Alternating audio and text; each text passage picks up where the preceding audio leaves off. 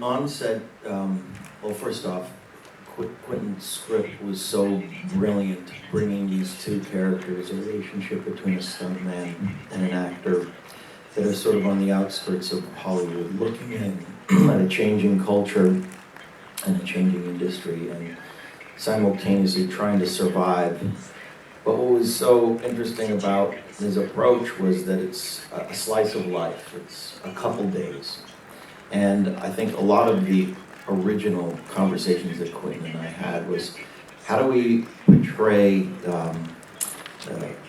the soul of a character within a matter of days? And a lot of that had to do with my character working on a TV show that he didn't necessarily want to be working on, feeling like he's the heavy, the sort of punching bag to a new generation of actors, while he's been sort of left behind.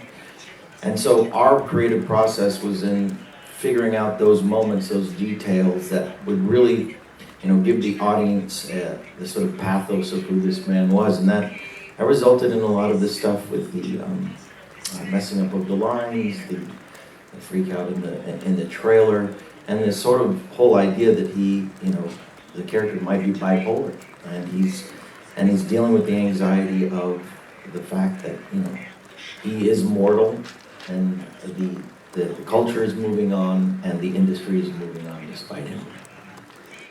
It's not only time periods, but subject matters that aren't necessarily in your wheelhouse. And as you all know, I'm sure, Quentin is a true cinephile. And not just a cinephile, he knows almost equally as much about television and music. So I got to be exposed to an era of 1950s cowboy television, sort of B and pulp cowboy movies, films that I never would have stopped to go see, but he has this incredible respect for those films, equally as much as all the masterworks that we all, respect. And he's honed in on a lot of different actors to be the influence for this character, from Eddie Burns to Ty Hardin, but there was one actor in particular named Ralph Meeker, and it was amazing to see his respect for an actor that I had never been exposed to, that most people historically might not remember, but going through their sort of filmography and their entire life's work, and looking at that and with great respect and an investigation into how somebody like that might be forgotten in time. And that was really the basis of creating Rick, that he may not get all the roles he wants, but he still made his cinematic and television contribution, which is something that he may not realize himself. I grew up very young watching films, and I never feel like I will be able to achieve what my heroes have achieved ever. So it's this constant race to try to better myself, to try to work on better movies, better characters, do as much as I possibly can, because they have done so much, and I'll never feel equal. So that's how I feel. It was fascinating because you think of 1969 and why this film sort of lands at this specific time period. I started Googling all the cultural things that happened in 69, all the films that came out in 69.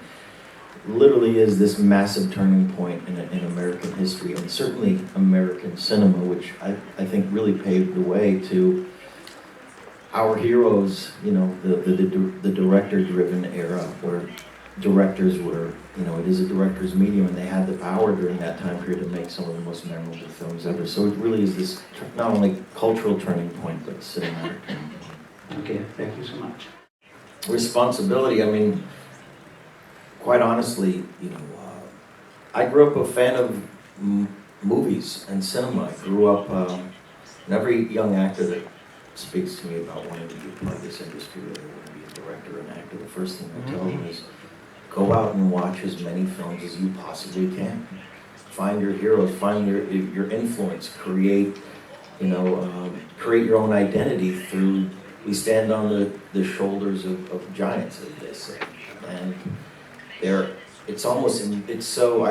harken back to that before, but you go back to the 1920s and you look at these, speaking of sets and set pieces, I mean, it was literally the wild, wild west, and from the sheer mass of and congregation of people that are coming together to create something new visually, you have this whole wealth of history to look back on. And there's so many different genres and so many different ages in cinema history that have influenced me that I often don't question what my responsibility is more who do I want to work with that is going to push me further? Well, who's going to be able to put that screenplay that I read and that script, it is a director's medium, and we see a cinema through the director's eyes, and who's going to best be able to take your performance or that screenplay and give that audience that rare feeling of actually being connected with that celluloid that's up on the screen, and that's a rare gift. So it's always been director-driven. It's a director-driven medium for me, so that's what I've been trying.